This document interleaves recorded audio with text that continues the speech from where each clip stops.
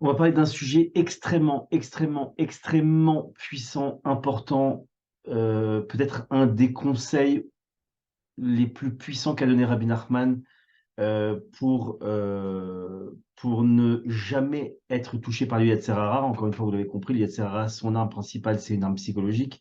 Et, euh, et il veut absolument taper très fort sur un truc, c'est-à-dire nous amener à la tristesse. Ce soir, on va voir exactement une des techniques vraiment les plus puissantes que Rabbi Nachman propose, nous donne comme conseil pour justement éviter de se faire attraper par le Yetzer Hara. C'est le principe de renouveau, d'itratshut en hébreu. Et vous allez voir que c'est vraiment très, très, très fort quand on sait le maîtriser, quand on a compris un peu le rouage et quand on l'utilise surtout, parce que c'est ça le but. D'accord? Je vous propose de vraiment, parce que j'ai besoin de me concentrer, c'est vraiment quelque chose il faut vraiment, je vais essayer, Bessrat Hashem, Bisrot Rabbeinu Akadosh, de pouvoir vous transmettre vraiment le maximum d'informations, d'être le plus précis possible. S'il vous plaît, je vous demanderai si vous avez des questions, intervenez à la fin de cela. Vous verrez que je vais normalement essayer de répondre à tout, d'être le plus clair possible. Évidemment, je peux ne pas l'être à des moments, et si c'est le cas, n'hésitez pas à me poser des questions, mais à la fin, je vous en prie, parce que sinon je vais perdre le fil et ça va être compliqué pour moi, Ezrat Hashem. Alors, euh, vous connaissez tous le principe de En od milevado, il n'y a rien hormis Hachem.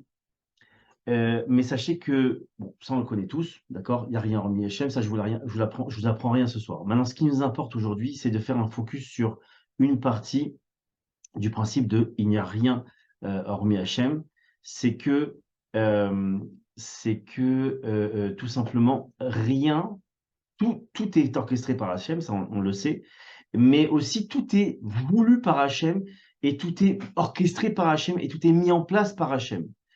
C'est-à-dire que euh, euh, euh, notre passé, il est figé par Hachem parce qu'il a voulu comme ça. À aucun moment, on ne peut, remettre ça en question. C'est-à-dire que tout ce qui nous est arrivé, il y avait une volonté d'Hachem qui a mis ça en place. D'accord? Donc, sur le passé, aucun levier, on va dire ça, B'siata Dishmaya, de contrôle sur ce qui peut se passer, ce qui s'est passé, pardonnez-moi. On va revenir après là-dessus, d'accord?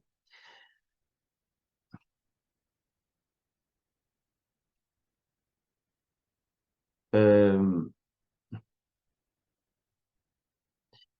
Lorsqu'il nous arrive quelque chose, ça peut pas être le hasard, ça peut pas être la faute de quelqu'un. Il faut comprendre une chose, le grand Yatsirara de l'homme, c'est de commencer à vouloir accuser les autres, accuser le hasard ou s'accuser lui-même. D'accord? Tout ça est totalement faux. Il n'y a qu'un responsable, si j'ose dire, c'est Akadosh Baruch Hu, c'est Hachem. Et ça, on va voir pourquoi c'est hyper important comme notion à garder en musique de fond. Euh, je vais maintenant aller plus loin. Même la faute, Même la faute, on ne réagit pas tout de suite, vous allez comprendre pourquoi. Même la faute, c'est Hachem qui l'a voulu.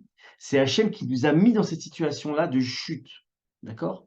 Il n'y a pas de hasard. Encore une fois, il n'y a pas de c'est à cause de lui, c'est pour ça, etc., etc., ou c'est moi. C'est Hachem qui a voulu qu'on faute. Il a voulu qu'on trébuche. Il a voulu qu'on arrive à cette chute, à ce niveau, peu importe le niveau. D'accord?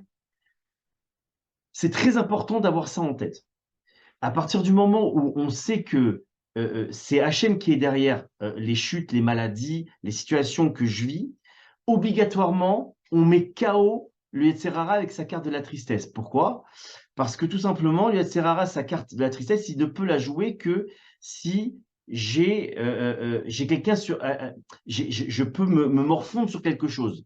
Mais à partir du moment où j'ai été, comment on appelle ça, le comment on appelle ça, la victime, j'aime pas le mot, mais en tout cas, j'ai pas eu le choix que de faire ça, d'arriver à ça, de réagir comme ça, de tomber à ce niveau-là. alors on peut pas m'amener à la tristesse. Je donne souvent cet exemple en coaching, par exemple. Si je venais vous annoncer que vous êtes un vulgaire voleur parce que vous avez fait le casse du siècle, je dis n'importe quoi, hein, aux États-Unis, à New York, à la banque Intel, vous me regardez, pour vous, ça vous touche pas plus que ça. Pourquoi? Bah, tout simplement parce que vous vous sentez pas concerné, tout simplement parce que vous y étiez pas, et que vous n'êtes pas à l'origine de ça et que vous n'avez pas mené l'action. Donc ça, on peut pas vous tenir grâce à ça, d'accord? Donc à partir du moment où on sait ça, il faut vraiment l'imprimer, il faut vraiment prier Hachem pour ça, pour que on soit bel et bien convaincu que je ne suis responsable de rien. Je le dis ce soir, nous sommes une bande d'irresponsables. Ouais, j'ai toujours rêvé de le faire. Eh bien oui, mes chers amis, soyez heureux ce soir. Nous sommes autorisés à être des irresponsables. Alors, quand je dis responsable, on va voir que oui, il y a une responsabilité. On ne va pas revenir là-dessus. On en a parlé durant les ateliers d'Ilbo des doutes. Mais on est des irresponsables dans le sens où le résultat qu'on obtient, la chose qu'on est en train de vivre, n'a été voulu que par Hachem. Encore une fois, n'oubliez pas l'équation. Tout ce que fait Hachem, il le fait pour le bien. Donc, bien évidemment, il y a quelque chose de positif là-dedans. Je ne vais pas rentrer là-dedans, ce n'est pas le but de ce soir. D'accord? Mais je vous invite à regarder les replays, vous aurez les réponses à cette question. D'accord? Euh, Donc tout ce qui va m'arriver, évidemment, c'est Hachem qui va mettre en place cela, parce qu'il y a, il y a une situation à vivre de notre part, à travers des personnages, à travers une situation, à travers un décor, et Hachem va nous mettre là-dedans. D'accord? Donc encore une fois, il n'y a aucune tristesse à avoir là-dessus. Mais je le redis, comme on l'a dit dans les ateliers de des doutes, la seule chose qu'Hachem nous demande de faire, c'est de chercher la raison de la chose. On en parlera tout à l'heure. D'accord? Euh, donc, de là, on comprend que on ne peut pas, quand on est dans la scène, interagir. D'accord? Puisque le scénario, il est figé, les personnages sont figés, et la chute de l'histoire, elle est figée. Donc, je ne peux pas interagir. D'accord? Encore une fois, et donc, le rappel, c'est quoi? C'est que la seule possibilité que j'ai, c'est de demander à Hachem d'interagir pour replacer des nouveaux personnages à un autre moment pour que les choses changent. Sachez-le, et c'est fondamental, et c'est une liaison avec ce qu'on va dire juste après. Donc, quand on parle de renouveau parce qu'il faut comprendre qu'il y a une règle spirituelle qui dit que Akadosh Baruch Hu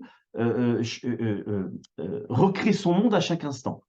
C'est pas une blague, c'est-à-dire que à chaque xème milliardième de seconde, j'en sais rien, je suis pas dans les calculs d'Hachem, mais sachez qu'il nous recrée, nous tous, comme si c'était la première fois. C'est-à-dire que je suis un nouveau Binyamin, et il recrée ma peau, il recrée mon corps, il recrée tout, il recrée l'écran, il vous recrée vous, il recrée ma voix, il recrée tout, en un instant. Et on ne le voit pas, c'est une fraction de seconde qui se passe, mais il y a comme, si vous voulez, une disparition et une réapparition. Ça, c'est la force d'Akadosh Baruch Hu pour montrer à quel point il a une puissance là-dessus. D'accord? Pourquoi c'est très important de savoir ça? Bon, on va le dire après. D'accord?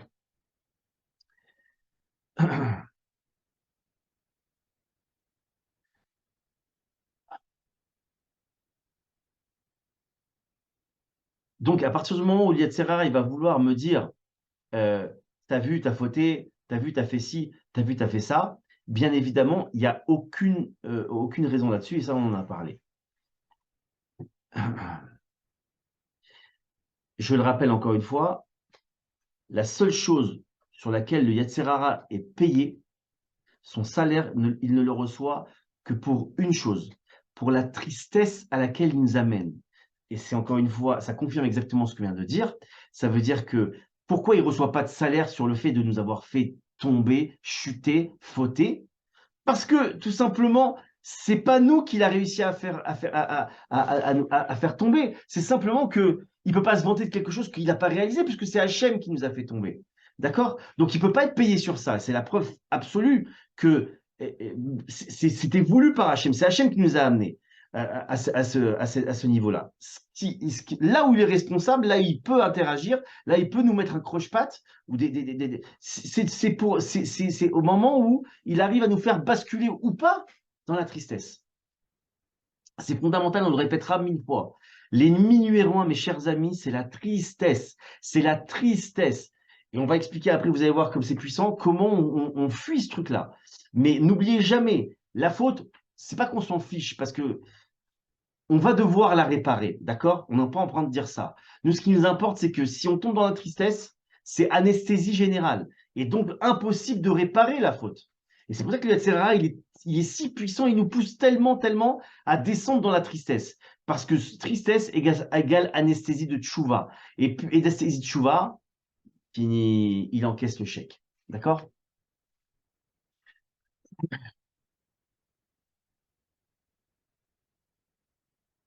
Très bien. Euh, Et en fait, à partir du moment, et ça qui est intéressant, sur quoi on est jugé, sur quoi Hachem, il va, entre guillemets, nous punir, j'aime pas le terme, enfin, nous demander réparation, c'est pas sur la faute en vérité. C'est après la faute, qu'est-ce que tu as, comment tu as réagi? Si tu as été triste, c'est que tu as cru que toi, t'existais et que tu n'as pas cru en moi, maître du monde qui réalise, qui refait le monde à chaque instant, etc. Donc c'est sur ça qu'Hachem nous attend. La tristesse, c'est ça le problème. La tristesse, c'est d'arriver à plus croire que c'est Hachem, mais de croire que c'est moi qui suis à l'origine de ça, et c'est ça qui nous rend triste. Moi ou un autre ou le hasard, peu importe. D'accord? Il y a une autre chose que je dois dire en introduction, c'est que vous savez que l'action chez l'être humain, elle est découpée en trois. Il y a l'avant-action, il y a l'action elle-même, il y a l'après-action. L'avant-action, on en a parlé les dernières fois, on doit absolument vouloir un maximum. D'accord? Surtout dans le spirituel, parce que le spirituel, c'est ça qui amène le matériel. Mais attention, encore une fois, le maasé, l'action en elle-même, elle n'est pas dans nos mains. C'est Hachem qui la fera pour nous. Souvent, je donne cet exemple. Quand vous achetez un billet de train ou un billet d'avion, vous avez le choix de choisir votre destination, d'acheter le billet, etc., etc. Mais attention, quand vous rentrez dans l'avion, dans le train, vous n'avez plus de choix. Vous allez directement à la destination. Et ça, c'est un moment où on n'a plus de possibilités. C'est ce qu'on disait tout à l'heure. À partir du moment où on a choisi, Hachem plante le décor, plante les personnages, et c'est maintenant que tout se passe et on est des pantins. On est des pantins. D'accord? La troisième étape, c'est évidemment après, et c'est là où je voulais en venir, j'aurais dû le dire en intro, mais peu importe, mieux vaut tard que jamais, que après l'action, la réaction qu'on doit avoir, c'est 2 secondes. C'est vrai, il s'est passé ça. C'est vrai que je suis tombé. C'est vrai que je me suis mis en colère. C'est vrai que j'ai regardé. C'est vrai d'accord? Mais concrètement, de une, je ne suis pas responsable. Encore une fois, je ne dis pas qu'on doit fauter, d'accord? Qu'on soit clair. Je ne pousse personne à fauter, on ne doit pas fauter. Parce que en amont, on doit déjà avoir préparé le terrain. On ne doit pas vouloir, on doit avoir étudié, on doit avoir prié, etc., etc. Ça, je ne vais pas revenir là-dessus. Mais ce qui nous importe, c'est le après. Et le après, on doit absolument donner aucune opportunité au Yetzirah de nous amener sur le terrain de la tristesse. Et donc, on doit faire une analyse froide. On doit être clair. Ce qui s'est passé, Hachem l'a voulu. Maintenant, moi, ce que je dois faire, et on en a parlé dans les cours sur la mais encore, je le redis ce soir, notre boulot, c'est un travail d'analyste.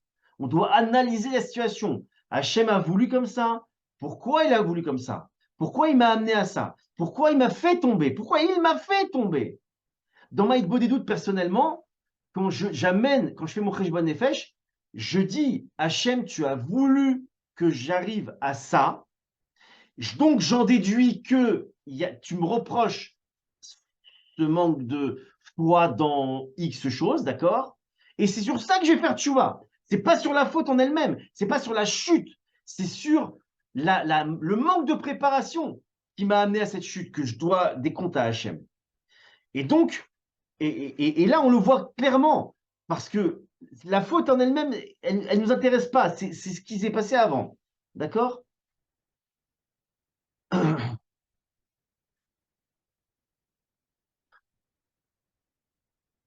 Et donc, quand on dit que c'est lui qui crée tout, qui dirige tout, qui a mis tout en place, bien évidemment, c'est ça la Emouna. C'est ça le début d'Emouna. Si on n'a pas ça, avant de commencer le Cheshbon Nefesh, avant de commencer à analyser ce qui se passe dans notre vie, automatiquement, on tombe dans la tristesse.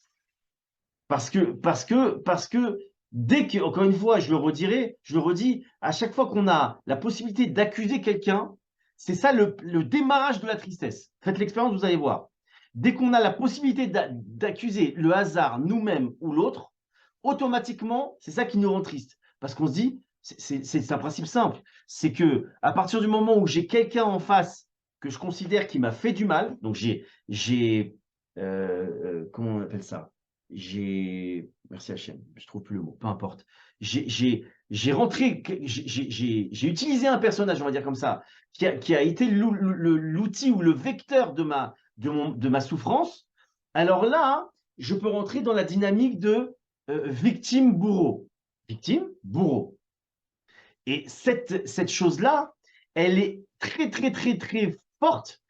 Et d'ailleurs, vous le voyez, c'est très important de le voir, d'ailleurs, dans nos chers cinéastes, enfin cinéastes, producteurs et autres, connaissent bien le filon. Ils savent très bien que ce qui fait vendre, c'est qu'il y ait un bourreau et qu'il y ait une victime. C'est ça qui fait vendre.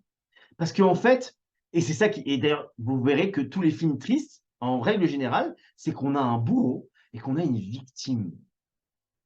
Et ça, c'est une technique imparable du Yetzer Hara que tous les scénaristes du monde connaissent. Ils ne savent pas que c'est Yetzer Hara, mais en fait, voilà, je vous l'annonce ce soir. Et donc, absolument, absolument sortir de ça. Il n'y a personne d'autre. En od milevado, rien hormis Hachem. Et donc, à partir du moment où j'ai balayé ça, toute la possibilité d'accuser qui que ce soit, j'en ai fini avec la tristesse. Mais c'est pas ça, c'est pas ça le gros joker qui arrive, c'est une introduction. Autre chose, il faut donc ne pas oublier qu'à partir du moment où ça nous est arrivé, l'analyse qu'on doit avoir également, très froide, c'est que, et avant encore une fois de commencer l'analyse, hein, c'est-à-dire de commencer à rentrer dans le sujet, pourquoi, comment, etc. Ça vient d'Hachem, il y a une bonne raison là-dessous, et c'est sûr que c'est pour mon bien, parce qu'il veut que je m'améliore dans quelque chose, etc., etc. Si je ne fais pas ça, c'est certain, certain, certain que je vais tomber dans la tristesse. Mes chers amis, quand une personne, elle tombe, c'est simplement parce que Hachem lui a lâché la main. On ne sait pas marcher. On est tous des gosses de moins d'un an qui ne sachent pas marcher. La seule possibilité pour nous, c'est de marcher avec la main de papa. La main de papa, c'est la main d'Hachem. À partir du moment où on tombe, c'est absolument ridicule de rentrer dans la tristesse. Pourquoi? Parce qu'on est des enfants d'un an et on ne sait pas marcher. Pourquoi tu pleures? De toute façon, tu ne sais pas marcher.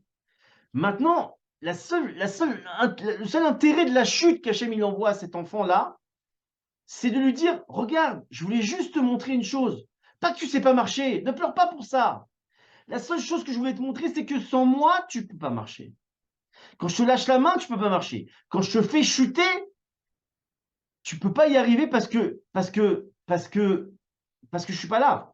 Si je suis là, tu peux y arriver, tu ne chuteras pas. Mais si je suis pas là, tu chutes. Et je vais te montrer ta faiblesse. Et donc, c'est un cadeau incroyable, ça. Passons à ce merveilleux conseil que Rabbi Nachman Akadosh il nous donne. C'est le principe de repartir à zéro, de ce qu'on appelle de Hitratshut. B'siyata d'Ishmaya, qu'Hachem fasse que je puisse bien vous transmettre Bezrat Hashem, amen. Le mauvais penchant, il a trois moyens, il y a trois moyens de nous attraper. D'accord? Ça, c'est les sages qui le disent. La première, c'est la poursuite des honneurs. La deuxième, c'est la sottise, on va expliquer, ne vous inquiétez pas. C'est la sottise, la bêtise. Et la troisième, c'est ce qu'on appelle la vieillesse. Rien à voir avec la vieillesse physique, c'est la vieillesse mentale. Bon. Qu'est-ce que c'est alors, le roi Shlomo, le roi Salomon, il parle d'une notion qui s'appelle le fait de devenir un roi vieux et sot. Le roi vieux et sot, il y a trois caractéristiques dans le fait d'être un roi vieux et sot. La première, c'est le fait d'être un roi. C'est ce qu'on a dit il y a quelques instants. Le roi, ça représente la poursuite des honneurs, l'envie de dominer, etc., mais aussi d'être prêt à tout pour s'accaparer ce qu'on appelle en hébreu le kavod, les honneurs. La deuxième, c'est être sot. Être sot, en vérité, il faut comprendre qu'il n'y a pas besoin d'être intelligent pour se mettre en colère, pour aimer la nourriture ou ce qu'on appelle les ta'avot. Il n'y a pas besoin d'être intelligent pour ça. Au contraire, c'est tout l'inverse. C'est-à-dire que c'est justement le fait qu'on se laisse aller aveuglément, c'est justement un signe de bêtise. C'est un signe de non-maîtrise, de non-intelligence. On se laisse aller, on n'est pas plus intelligent, si j'ose dire, qu'un animal qui assouvirait ses envies du moment. Il a envie de manger, il a envie de se reproduire, il a envie je sais pas, de mordre et de se battre. Eh bien, voilà, c'est un animal. Donc, être sot, justement, oui, on va dire sot, être bête, c'est justement, il n'y a pas de réflexion dans notre action, d'accord? Euh, et la dernière, et bien évidemment, c'est le fait de ce qu'on appelle être vieux. Et c'est quoi être vieux? Encore une fois, je l'ai dit, c'est pas physique. Rabbi Nachman nous dit une chose qui dit, et c'est très très fort, il dit qu'il est interdit d'être vieux. Être interdit d'être vieux, c'est de rentrer dans ce qu'on va décrire maintenant, c'est-à-dire le fait de penser qu'on est foutu, qu'on est raté, qu'on n'a plus le courage, que c'est fini, qu'il n'y a plus rien à faire, etc. Une vieille personne, entre guillemets, on va dire en règle générale, on va dire qu'elle est définie par comme ça. C'est-à-dire que c'est une personne qui n'a plus d'espoir, qui écoute les médecins, qui se laisse, on va dire, aller à ce qu'on lui dit, des statistiques. Chez Michemort, allez, je vous raconte cette histoire parce qu'elle m'a terrifié. Bon, non, laissez tomber. Je vous raconterai après. Et donc, être vieux, c'est ça, c'est laisser tomber les armes et se dire, ça y est, c'est fini. Et ça, c'est quoi le renouveau? De quoi parle Rabbi Nachman quand il nous dit, il faut se renouveler, devenir une nouvelle naissance? Le Yetzer Hara n'a d'emprise que sur le passé. Vous le voyez bien, encore une fois, quand je dis Yetzer Hara, le synonyme de Yetzer Hara, si j'ose dire, c'est tristesse, d'accord? Dès que je parle de tristesse, obligatoirement, je ne peux parler que de tristesse sur le passé. En règle générale, en règle générale, sur le futur, il ne peut pas nous rendre tristes. Sauf s'il utilise le passé pour faire une projection vers le futur. Mais l'origine, elle sera toujours du passé. Et à partir du moment où je coupe avec mon passé, je coupe obligatoirement avec le Yetzer Hara et donc avec la tristesse. Comment je fais ça? Vous allez voir, on va expliquer évidemment. Mais c'est ça toute la technique du renouveau. À partir du moment où je suis une nouvelle personne, à partir du moment où je suis un nouveau-né, à partir du moment où j'ai plus de passé, le Serrara peut plus avoir d'emprise sur moi et c'est impossible pour lui de me faire tomber. Il n'a plus aucune arme, il n'a plus aucune saisie, il n'a plus aucun point de saisie pour nous attraper puisque je suis un enfant qui vient de naître. Lui, sa force, au Yatsérara, c'est surtout pas qu'on arrive là-dedans. Sa force, au Yatsérara, c'est de nous bloquer sur le passé. Il va donc nous répéter, nous ressasser continuellement ce qui s'est passé, ce qu'on est devenu, ce qu'on a fait, où est-ce qu'on est, etc., etc. C'est sa force. La force du Yatsérara, c'est la technique du disque rayé. Le disque rayé, c'est quelque chose qui revient sans cesse, qui revient sans cesse. Et on continue, et ça répète non-stop. Et t'as vu, et pourquoi t'as fait ça, et t'aurais pas dû, et regarde où t'es maintenant, et regarde ce qui se passe, et t'aurais des trucs, et t'aurais pu, etc., etc. Tout ça, mes chers amis, c'est des choses qu'on doit prendre, qu'on doit mettre au feu. D'accord? Parce que n'oubliez pas que le passé, ça appartient à Hachem et c'est lui qui l'a voulu comme ça. Et donc, encore une fois, on revient à ce qu'on a dit en introduction, je ne vais pas le refaire maintenant. Mais le Yetzer Hara, lui, sa force mentale, c'est justement d'arriver à nous bloquer dans ça. S'il arrive à nous bloquer dans ça, c'est fini. Et la seule façon de ne pas nous bloquer dans ça, c'est de ne plus avoir de passé. C'est simple, hein, c'est mathématique. Si j'ai plus de passé, il ne peut plus me bloquer dans ça, puisque ça n'existe plus. Comprenez bien qu'à partir du moment où je reste coincé dans le passé, c'est exactement le principe d'un conducteur qui conduirait la tête derrière, comme ça, qui regarde derrière non-stop dans son rétroviseur, pas dans son rétroviseur, il regarde derrière dans son pare-brise arrière, où est-ce s'il y a des voitures, s'il y a autre chose, et il regarde que ça. Qu'est-ce qui peut se passer? Évidemment, bam, explosion, hôpital, merci, au revoir. Et c'est exactement ce qu'on fait continuellement quand on écoute le SRA sur notre passé. On regarde plus vers l'avant, on regarde que vers l'arrière, et évidemment, badaboum. D'accord? Donc, ok.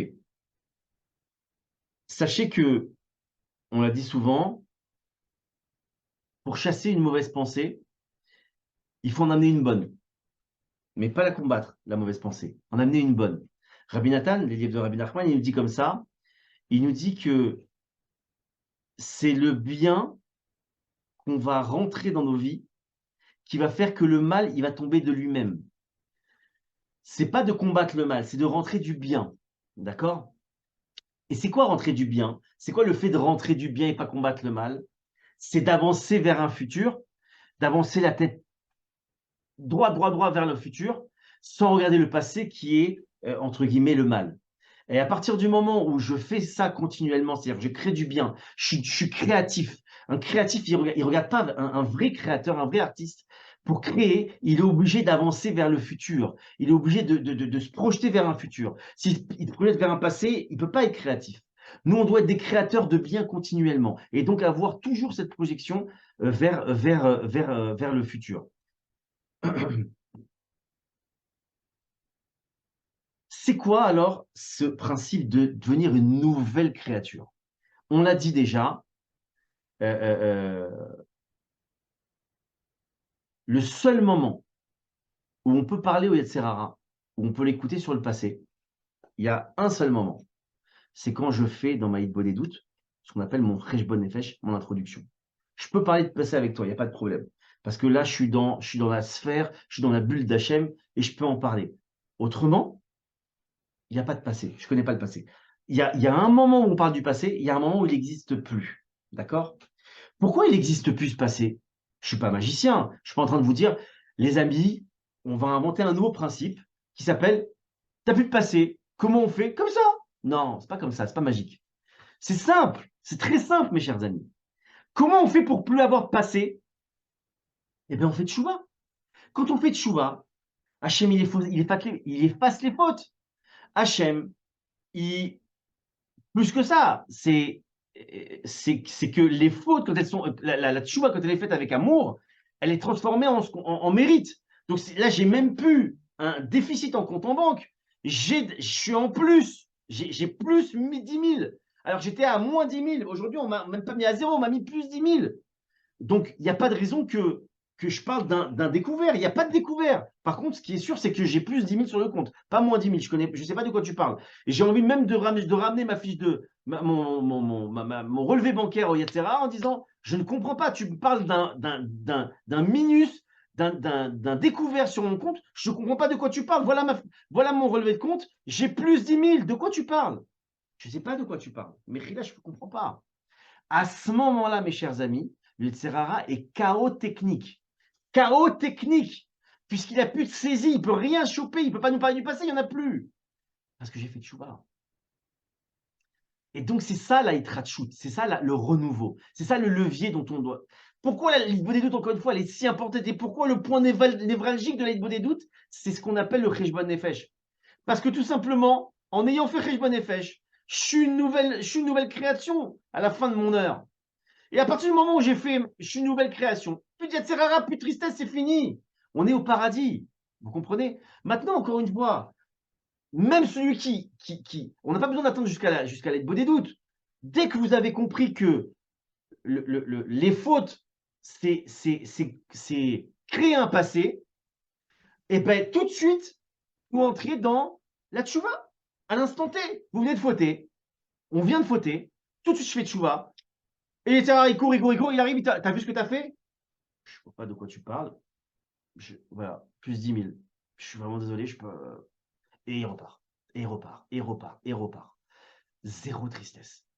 Impossible pour lui de mettre la tristesse. C'est ce qu'on appelle quelqu'un qui a un casier vierge. C'est simple. C'est-à-dire que le type, il viendrait, un policier, il arrive, il met les menottes à un type, il lui dit tu sais pourquoi je t'arrête? Je dis non, je ne sais pas pourquoi tu m'arrêtes. Bah, c'est simple, tu as volé, tu as machin, tu as truc. Et le type, il lui sort son casier, son papier de casier judiciaire, et il dit ben, je ne sais pas de quoi tu parles, moi, mon casier, il est vide. Ah oui, purée, t'as raison, je te relâche. Je peux pas t'attraper, je te relâche, y a rien sur ton casier. Et c'est exactement ça. Sachez, mes chers amis, que Rabbi Nachman, il témoigne sur lui, qu'on comprenne qui c'est Rabbi Nachman. Rabbi Nachman, c'est un niveau que on ne peut pas imaginer. Rabbi Nachman, juste pour l'info, pour vous donner une petite idée de qui c'est Rabbi Nachman, on dit que c'est la partie d'Adam Arishon qui s'est retirée non pas avant la faute, de l'âme d'Adam Arishon, c'est la partie qui est partie de l'âme, qui s'est dissociée de l'âme d'Adam Arishon avant même qu'il ait eu la kavana, l'envie, la pensée de fauter. À quel point il est pur, il est connecté à Hachem, c'est sûrement le niveau de l'âme d'Adam Arishon le plus élevé qui puisse exister. Donc lui, Rabbi Nachman, qui montait et descendait, comprenez encore une chose, les tzadikim, ils montent et ils descendent. Donc Rabbi Nachman, il est monté, il est descendu. À son niveau peut-être, mais il est monté, il est descendu. Comment il s'en est sorti? Il a dit clairement, j'ai utilisé un joker, ça s'appelle la hitrachut, le renouveau. À chaque fois, tchouva, je suis une nouvelle âme, je suis une nouvelle personne, tu ne peux pas m'avoir, Yetzerara. Et n'oubliez pas, c'est même valable, même on l'a dit, c'est même valable aussi sur le principe que Hachem, il recrée son monde continuellement. Donc, même quand je dis Otserara, je ne sais pas de qui tu parles. Moi, je suis un nouveau-né aujourd'hui, à l'instant où tu me parles. C'est véridique, on l'a dit, Hachem, il recrée son monde maintenant.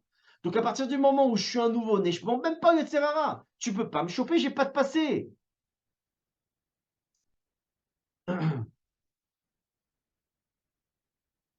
Maintenant, attention, qu'on soit bien clair, je parle de celui qui ne veut pas fauter, d'accord? Le type qui dirait, ouais, et qui veut kiffer dans la vie, qui veut faire ce qu'il veut, etc., etc. Bien évidemment, c'est plus compliqué. Mais attention, lui aussi, il a le joker de faire tchouva. Il n'y a aucun problème. Donc, comprenez bien ce qu'on dit maintenant, et je clôture là-dessus sur le sujet du renouveau. C'est une bombe atomique, c'est une arme suprême que Rabbi Nachman est en train de nous donner maintenant. Il est en train de nous dire encore une fois que si on fait notre Ishbon Nefesh dans l'Ibodut, ou en tout cas, on fait Tchouva tout de suite, c'est une garantie. On ne peut plus tomber dans la tristesse. Plus. Finito. Donc, ce qu'il nous reste à faire, Ezrat Hashem, c'est de comprendre ça, d'intégrer ça, de prier. Prier, mes chers amis. C'est pas inné, c'est pas, ça y est, on a vu, on a vu Rav Seror qui a fait un cours dessus, que le conseil de Rabbi Nachman, c'est bon, c'est plié, c'est bon, je suis tranquille. Pas du tout, mes chers amis, pour que ça s'intègre en nous, pour qu'Hachem nous recrée à l'instant prochain, dans un instant, avec cette nouvelle idée imprimée en nous, il faut prier Hachem. Hachem, s'il te plaît, recrée-moi dans quelques secondes avec cette idée imprimée en moi, dans mon cœur, que ce soit inné en moi, que tout de suite je brûle mon passé pour ne plus être touchable. Voilà, mes chers amis.